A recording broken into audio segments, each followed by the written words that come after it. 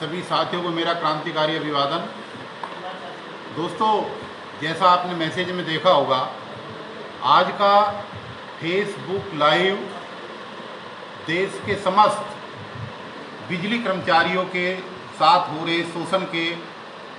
एवज में है। पूरे देश में बिजली कंपनियां जो ठेके पर काम करने वाले कर्मचारियों के साथ शोषण कर रही हैं, उस शोषण के तरीके अलग अलग जगह कैसे कैसे निकाल रखे हैं और इस आवश्यक सेवा के विभागों के अंदर किस तरीके से संविदा कर्मचारियों को परेशान और प्रताड़ित किया जा रहा है, उसी को लेकर के आज की ये फेसबुक लाइव है। इसलिए विशेष रूप से हम चर्चा करेंगे आज दिल्ली के अंदर BSES राजधानी power limited, BSES Yamuna power limited, TPTDL और ट्रांसको और जेनको में काम करने वाले तमाम वो बिजली कर्मचारी जो संविदा के रूप में SLA पर, HRMS पर, MMG पर और AMC पर जो काम कर रहे हैं, उनके साथ जो भेदभाव हो रहा है, उनके साथ जो शोषण हो रहा है, उस शोषण के लिए आज ये फेसबुक लाइव हम कर रहे हैं। और ये जो शोषण है, ये दिल्ली में ही नहीं बल्कि पूरे देश के सभी प्रदेशों के इलेक्ट्रिसिटी बोर्ड के कर्मचारियों के पास जहाँ तक भी मेरी आवाज़ जा रही है, उन सभी से मेरा आग्रह है कि ठेकेदारी हटाओ संयुक्त मोर्चा के प्लेटफार्म से सब लोग जुड़ें और ठेकेदारी प्रथा को देश में समाप्त करने के लिए इस आंदोलन में एक साथ मिलकर के आवाज़ उठाएं। मित्रों, ठेकेदारी एक पूरे देश के लिए अभिशाप है। ये किसी एक जाति के लिए अभिशाप नहीं है, ये किसी वर्ग के लिए अभिशाप नहीं है, ये किसी धर्म के लिए अभिशाप नहीं है, बल्कि पूरे देश के सभी युवाओं के लिए ये एक अभिशाप है। इसलिए इसका हम सब लोग जो है मिलकर के मुकाबला करेंगे और हमारे संगठन के अंदर जो ठेकेदारी हटाओ संयुक्त मोर्चा में जो संयुक्त शब्द का इस्तेमाल किया गया है, वो इसलिए किया गया है कि जो भी साथी जिस यूनियन में आस्था रखते हुए अपने विभाग में जहाँ पर भी काम कर रहे हैं, वो वहाँ पर काम करते करते और अपने संगठनों को मजबूती के साथ उनकी गतिविधियों का संचालन करते करते आप इस ठेकेदारी हटाओ संयुक्त मोर्चा के आंदोलन के साथ जुड़ सकते हैं और आपको जुड़ना चाहिए। अब मैं बात कर रहा हूँ उन बिजली कर्मचारियों की। 1 जुलाई 2002 को दिल्ली विद्युत बोर्ड का प्राइवेटाइजेशन हुआ और उसके बाद में 2003 में एक VRS आई जिसमें कई हजार कर्मचारियों को बाहर निकाल दिया गया, छटनी कर दी गई। उसके बाद 2004 में दिल्ली के अंदर सभी कंपनियों ने ठेकेदारी प्रथा पर हमारे MR, BD, AMC, रिकवरी तमाम तरीके के कर्मचारियों को भर्ती किया। 2004 से लेकर 2021 चल रहा है, पूरे 17 साल हो गए। इन 17 सालों के अंदर एक कर्मचारी काम कर रहा है लगातार और एक प्रिंसिपल एम्प्लॉयर के यहाँ एक कंपनी में काम कर रहा है। दिल्ली की जनता भी वही है, दिल्ली की वितरण कंपनी भी वही है और कर्मचारी भी वही है। जब तीनों चीजें एक ही हैं तो फिर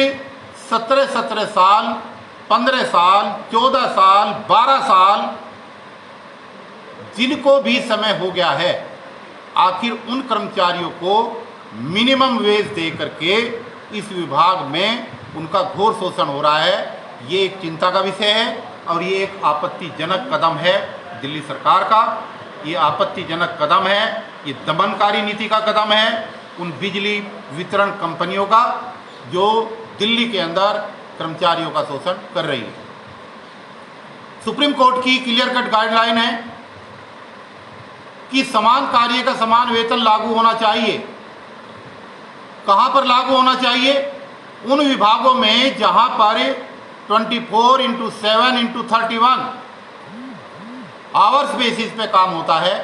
यानी कि 300 साल के 365 के 365 दिन और 24 घंटे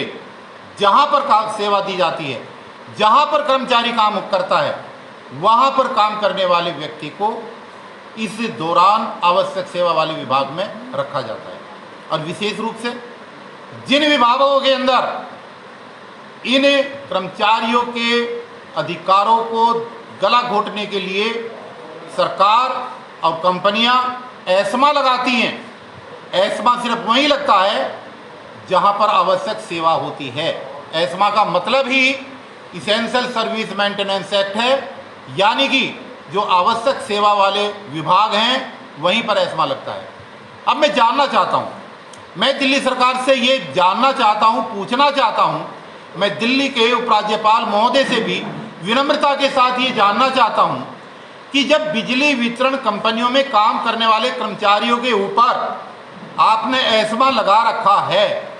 तो ये स्पष्ट है कि ये सारे के सारे कर्मचारी ये आवश्यक सेवा का अंग हैं। और जब ये आवश्यक सेवा का अंग हैं और 17 साल से 15 साल से लगातार प्रिंसिपल एम्प्लॉयर के अंडर में ये काम कर रहे हैं, तो फिर सुप्रीम कोर्ट का वो ऑर्डर जिसमें 240 दिन रेगुलर काम करने के बाद में उस कर्मचारी को पक्का कर दिया जाना चाहिए, इन कर्मचारियों को आखिर पक्का क्यों नहीं किया जा रहा। और दूसरा बात यह है कि ये विभाग तो ऑलरेडी प्राइवेट है, ये सरकारी विभाग तो रहा नहीं, तो यहाँ पर रेगुलर करने के लिए बहुत सारी औपचारिकता है नहीं। यहाँ पर तो कर्मचारियों के रेगुलर होने का अर्थ सिर्फ और सिर्फ ये है कि बीच के ठेकेदार को, बीच के दलाल को हटा दिया जाए और जो लंबे समय से कर्मचारी काम कर रहा है इस कंपनी के अंदर, उन कर्मचारियों को कंपनी अपने रोल पर ले। क्योंकि अगर कंपनियों को आवश्यकता न होती, अगर उस कर्मचारी की जरूरत ना होती, तो लगातार उस कर्मचारी से 15 साल और 17 साल तक ये कंपनियां काम न करा रही होती। तो जब प्रिंसिपल एम्प्लॉयर ने, जब बीएसएस राजधानी पावर लिमिटेड ने, जब एनडीपीएल ने, जब बीएसएस यमुना पावर लिमिटेड ने इन कर्मचारियों को 15, 16, 17 सालों से अपने रोल पर रखा हुआ है और वो लगातार काम कर रहे हैं, तो 240 दिन के रेगुलर सर्विस होने के बाद इन लोगों को आखिर रेगुलर कंपनी के पेरोल पर क्यों नहीं किया जा रहा है, ये एक सवाल है। और हम जानना चाहते हैं, हम कंपनियों के प्रशासन से एक सवाल और अहम पूछना चाहते हैं जो आज तक ये कंपनियां बता नहीं रही, और वो सवाल बड़ा वाजिब है। और वो सवाल ये है कि ये कंपनियां ये स्पष्टीकरण दें कि ये ठेके पर काम करने वाले कर्मचारी ये आपके कर्मचारी हैं या नहीं है। देखिए, बहुत ही वाजिब सवाल है। अगर ये कर्मचारी आपके कर्मचारी हैं तो फिर आपने ठेकेदार बीच में क्यों रखा हुआ है साहब, फिर आप डायरेक्ट सैलरी उनको क्यों नहीं दे रहे। और अगर ये कर्मचारी नहीं है तो फिर आपके विभाग में काम करने वाला डिप्टी जनरल मैनेजर और आपके विभाग में काम करने वाले जेई और आपके विभाग में काम करने वाली विजिलेंस फिर कौन होती है कि किसी कर्मचारी के खिलाफ एक्शन लेकर के उसको टर्मिनेट करे। दोनों में से एक चीज होगी, या तो इनको आप अपना कर्मचारी डिक्लेयर करें, फिर आपके डीजीएम को पूरी पावर है इनसे काम कराने की, फिर आपके जेई को पूरी पावर है इनसे काम कराने की, फिर आपके विजिलेंस डिपार्टमेंट को पूरी पावर है इनके ऊपर एक्शन डिपार्टमेंटल लेने के लिए। और अगर ये आपके कर्मचारी नहीं हैं तो फिर आप ये दोहरी तलवार नहीं चला सकते। फिर जो भी एक्शन लेगा वो प्राइवेट एजेंसी का वो सर्विस प्रोवाइडर कंपनी एक्शन लेगी जिसके ये कर्मचारी हैं। ये स्पष्टीकरण होना बहुत जरूरी है। और ये स्पष्टीकरण इसलिए भी जरूरी है क्योंकि यहाँ पर मिनिमम वेज के नाम पर आज भी कर्मचारियों का शोषण हो रहा है। मिनिमम वेज के नाम पर क्वालिफिकेशन को ताक पर रखा गया है। एक व्यक्ति जो 12वीं पास है उसको भी सैलरी वही मिल रही है, एक व्यक्ति जो MBA किया हुआ है, MSc किया हुआ है, MCA किया हुआ है, उसको भी सैलरी इतनी मिल रही है। तो ये जो घोर अन्याय, ये जो घोर अपराध हो रहा है, ये टोटली गलत है। दोस्तों, कर्मचारियों को ये सोचना चाहिए इस प्रथा पर रोक लगाने वाले सभी समर्थकों को ये सोचना चाहिए कि ठेकेदारी प्रथा पर काम करने वाले युवा का भविष्य सिर्फ अकेले खराब नहीं हो रहा है, बल्कि वो तीन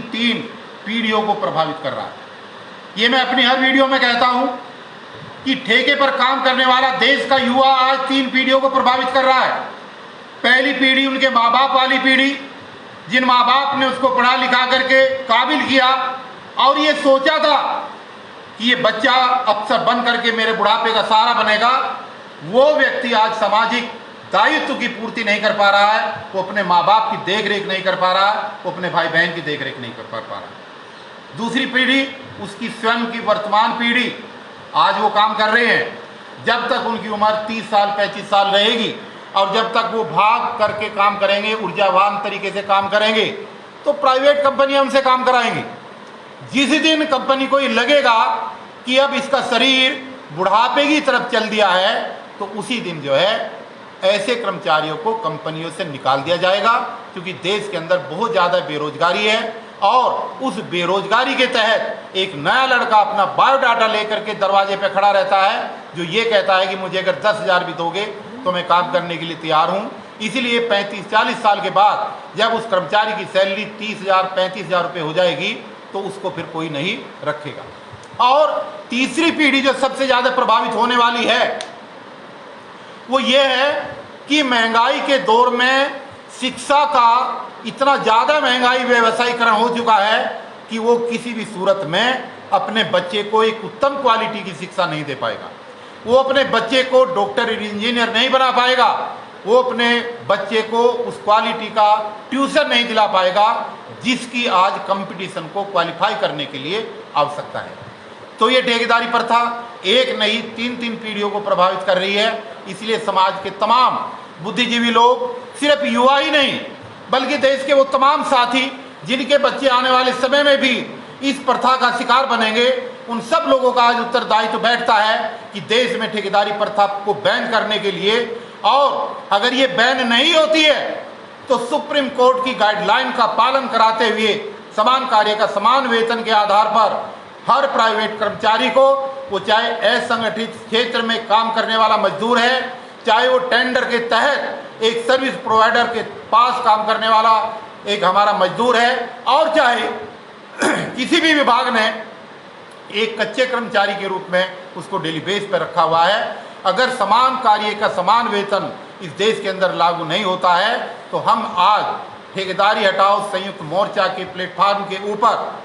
सरकारों से ये निवेदन करते हैं कि ऐसे तमाम कर्मचारियों की सैलरी कम से कम 40,000 की जाए, क्योंकि महंगाई के दौर में दिल्ली की राजधानी के अंदर हर चीज़ महंगी है। दूध महंगा, पेट्रोल महंगा, दवाई महंगी, शिक्षा महंगी, मकान महंगा,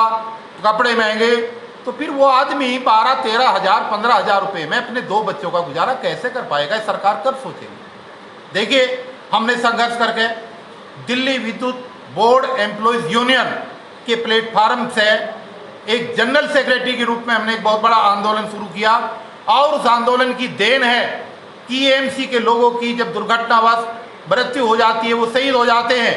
तो उनको 15 लाख 12 लाख रुपए का मुआवजा मिलने लगा। उस संघर्ष का ही परिणाम है कि लोगों को जो फील्ड में काम करते हैं उनको 1500 रुपये पेट्रोल के रूप में मिलने लगे। आज उसी संघर्ष का परिणाम है कि 300 रुपये उनको मोबाइल पे मिलने लगे। लेकिन आज पेट्रोल की कीमत बढ़ रही है, आज पेट्रोल की कीमत डे बाय डे बढ़ रही है। तो जब पेट्रोल की कीमत बढ़ रही है तो पेट्रोल तो कर्मचारी के घर का नहीं है, वो तो पेट्रोल भराने के लिए और अपनी ड्यूटी परफॉर्म करने के लिए रोजाना पेट्रोल पंप पे लाइन में खड़ा होता है। तो जब वहाँ पर रेट बढ़ जाता है तो ये बीएसएस कंपनी और एनडीपीएल कंपनियाँ उस कन्वेंस अलाउंस को क्यों नहीं बढ़ा रही जो रेट के आधार पर बढ़ जाना चाहिए? मैंने पहले भी ये डिमांड की थी कि एक फिक्स पेट्रोल की क्वांटिटी निर्धारित कर दी जाए ताकि पेट्रोल कभी भी बढ़े और कभी भी घटे। अगर घटता है तो हमें कम पैसे दे दिए जाए और अगर बढ़ता है तो हमारे पैसे रातों रात बढ़ जाने चाहिए। इसलिए उस हर कर्मचारी को जो फील्ड में ड्यूटी करता है, जो सुबह से शाम तक अपनी मोटरसाइकिल फील्ड में घुमाता है, जो अपनी मोटरसाइकिल का इंश्योरेंस भी अपने आप कराता है, जिसकी मोटरसाइकिल शोरूम से निकलने के बाद आधी कीमत पर हो जाती है, उसको कम से कम 50 लीटर पेट्रोल फिक्स किया जाना चाहिए और उस पेट्रोल की कीमत के बराबर उस कर्मचारी को कन्वेंस सवारी भत्ता मिलना चाहिए। और जो लोग दफ्तर के अंदर बैठ कर के काम कर रहे हैं उनको भी ट्रांसपोर्ट अलाउंस घर से लेकर के दफ्तर और दफ्तर से लेकर के घर तक आने का ट्रांसपोर्ट अलाउंस उनको भी मिलना चाहिए, जो कंपनियों ने नहीं दिया, जिसकी डिमांड उस समय पे अधूरी रह गई थी। दोस्तों, बड़ा दुर्भाग्य का विषय है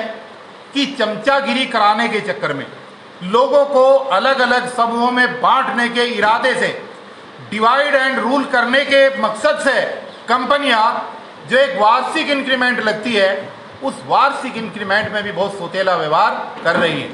किसी कर्मचारी का 4%, किसी कर्मचारी का 6%, किसी कर्मचारी का 8% और किसी कर्मचारी का 10%। ये क्या है भाई?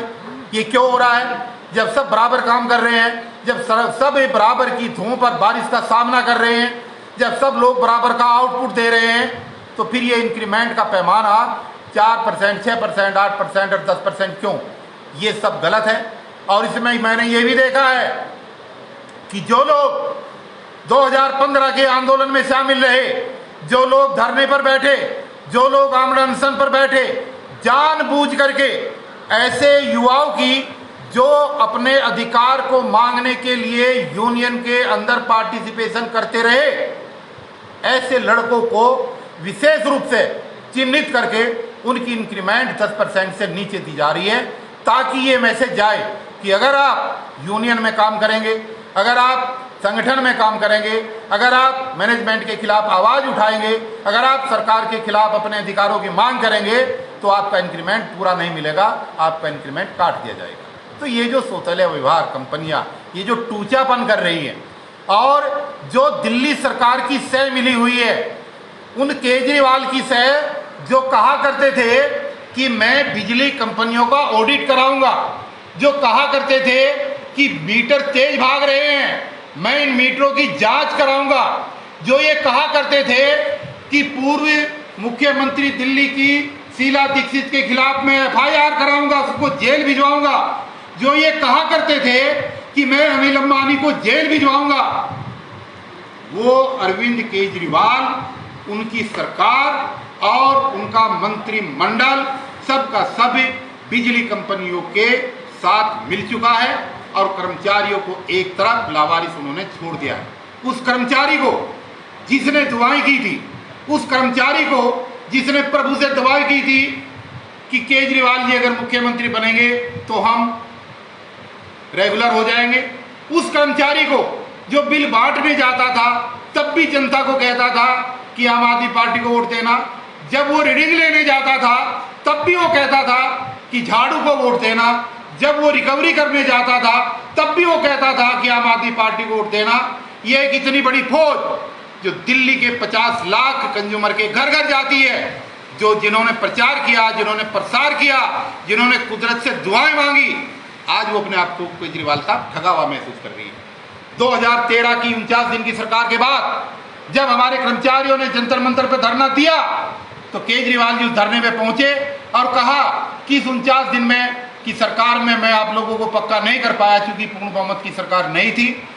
दूसरी बार जब चुनाव होगा आप लोग मुझे पूर्ण बहुमत की सरकार बना करके देना, मैं आपको पक्का करूंगा। जनता ने इतना बड़ा प्रचंड बहुमत दिया कि विश्व रिकॉर्ड के साथ 70 में से 67 सीटें जिता करके आपको दी और दोबारा 2020 में फिर 70 में से 62 सीटें जिता करके दी। लेकिन आप उस कर्मचारी को, दर्द को भूल गए, आप उस कर्मचारी को भूल गए जिसने दुआएं मांगी, जिसने प्रचार किया, जिसने प्रसार किया और आम आदमी पार्टी के बनने से पहले जिन्होंने बिजली के मुख्यालयों पर, कड़कड़डुमा के ऊपर, नेहरू प्लेस के ऊपर आपकी मीटिंग कराई, आपके आंदोलन में शामिल रहे, आपको बिल्कुल शर्म नहीं रही कि उन कर्मचारियों के बारे में जा करके देखें। हमारा तो आपसे इतना निवेदन है, हमें पक्के नहीं होना है साहब, हमें पक्के करके करोगे क्या? हमारा तो डिपार्टमेंट ही कच्चा है, हम तो प्राइवेट कंपनी में काम कर रहे हैं। हमारा दर्द सिर्फ इतना है कि कंपनियां एक कर्मचारी को, वो चाहे SLA पे काम कर रहा है, चाहे वो HRMS पे काम कर रहा है, चाहे वो AMC पे काम कर रहा है, चाहे वो MMG में काम कर रहा है, बिजली कंपनियां पर एम्प्लॉई जितना पैसा सर्विस प्रोवाइडर एजेंसी को देती हैं, उस ठेकेदार को, उस दलाल को बीच से हटा दो और ये पैसा डायरेक्ट हमारे एम्प्लॉय को दे दो, तो शायद उनके पास फिलहाल कट पीट करके जो पैसा आता है उसमें काफ़ी बढ़ोतरी हो जाएगी और वो अपने बच्चों का भरण पोषण करने लगेंगे। अगर ऐसा नहीं हुआ, अगर ऐसा आपने नहीं किया, अगर सरकार ने हमारी बात नहीं मानी, तो दिल्ली के अंदर बिजली और पानी की राजनीति पे राजनीति चलती है, हम जानते हैं अच्छी तरीके से। और हमने पहले भी 20 जुलाई 2016 को दिल्ली विद्युत बोर्ड एम्प्लॉयज यूनियन ने साबित किया था कि हम अगर अपनी पे आ जाएंगे तो पूरी दिल्ली में एक बल्ब नहीं जलने देंगे। अगर वो स्थिति आई तो उसके लिए, उस घटना के लिए, उस औद्योगिक संकट के लिए पूरी तरीके से दिल्ली सरकार और इन कंपनियों का प्रशासन जिम्मेदार होगा, क्योंकि अब ये बांध सबर का टूट चुका है। अब बिजली कर्मचारी किसी भी सूरत में चुपचाप नहीं बैठेंगे। और मैं इंजीनियर डीसी कपिल, ठेकेदारी हटाओ संयुक्त मोर्चा का राष्ट्रीय प्रधान महासचिव और दिल्ली विद्युत बोर्ड एम्प्लॉयज यूनियन का पूर्व महासचिव, आज इस बात की घोषणा करता हूं कि बिजली का आंदोलन रुकेगा नहीं, किसी भी सूरत में नहीं रुकेगा। इसलिए मैं इन तीनों ही कंपनियों में काम करने वाले तमाम साथियों को आह्वान करता हूं कि अरविंद केजरीवाल जी के बराबर flag staff road civil line की कोठी नंबर 4B में कल 4 बजे मैं आपको आमंत्रित कर रहा हूं कि आप आएं, आप अपनी बात रखें, आप अपने आंदोलन की रूपरेखा बनाएं। हम जहां पर भी जिस संगठन में काम कर रहे हैं वहां तो करेंगे, लेकिन हम बिजली के आंदोलन को भी बीच में नहीं छोड़ेंगे। ये मेरी प्रतिज्ञा है। मैंने अपने सेवानिवृत्ति वाले दिन भी अपने साथियों से ये कहा था कि अपनी जिंदगी की आखिरी सांस तक मेरा प्रयास होगा कि बिजली कर्मचारी पक्के हों। और आज फिर उस प्रतिबद्धता को दोहराते हुए, उस वचनबद्धता को दोहराते हुए मैं तमाम बिजली कर्मचारियों को आह्वान करता हूं और उनको आश्वासन देता हूं कि आप एक बार मजबूती के साथ खड़े हों, आप मजबूती के साथ आगे निकल करके आएं। और जिस यूनियन में आपकी आस्था है, हम उन आस्थाओं को भी चेंज नहीं करना चाहते। दिल्ली विद्युत बोर्ड कर्मचारी यूनियन, एम्प्लॉयज यूनियन, डेसू मजदूर संघ और Delhi state electricity workers union, चारों यूनियनों के जनरल सेक्रेटरी और प्रेसिडेंट से भी मेरा आग्रह है कि आज समय का तकाजा है कि आप सब लोग इकट्ठे होकर के संयुक्त रूप से इन कर्मचारियों की लड़ाई को लड़ें, इन कर्मचारियों की आवाज़ को उठाएं। 2022 अप्रैल 2022 में नगर निगम का चुनाव है। नगर निगम के चुनाव में हम अपनी वोट की कीमत को सरकार को बताना चाहते हैं। हम ये उनको कहना चाहते हैं कि विनम्रता के साथ आप सरकार में बने रहें। आपने बहुत सारी जन कल्याणकारी योजनाएं चलाई हैं। हम चाहते हैं कि आप दिल्ली की सरकार के साथ साथ एमसीडी में भी आएं, लेकिन जब तक आप हमारी बातों का ध्यान नहीं करेंगे, जब तक आप हमारी चीज़ों का जो है ना निस्तारण नहीं करेंगे, जब तक जो है ये आगे बढ़ता रहेगा। और नगर निगम के 2022 के चुनाव से पहले हम आपसे अनुरोध कर रहे हैं कि आप हर हाल में इन कर्मचारियों को पक्का करें, बीच के दलालों को बीच से निकालें, ताकि ये दलाल अगर बीच से हट जाएंगे तो बिजली के कर्मचारियों को अपनी सैलरी निर्धारित रूप से मिलने लगेगी। इसलिए एक बार पुनः आपको कल मैं आमंत्रित कर रहा हूँ 4B flag staff road civil line near metro Vidhan Sabha, और आप आएँ। सभी कर्मचारियों से मेरा आग्रह है कि आप आएँ और कल जो है हम बैठ करके इस पर चर्चा करेंगे। इन्हीं शब्दों के साथ आप सभी को मेरा अंतिम फेर क्रांतिकारी अभिनंदन। नमस्कार।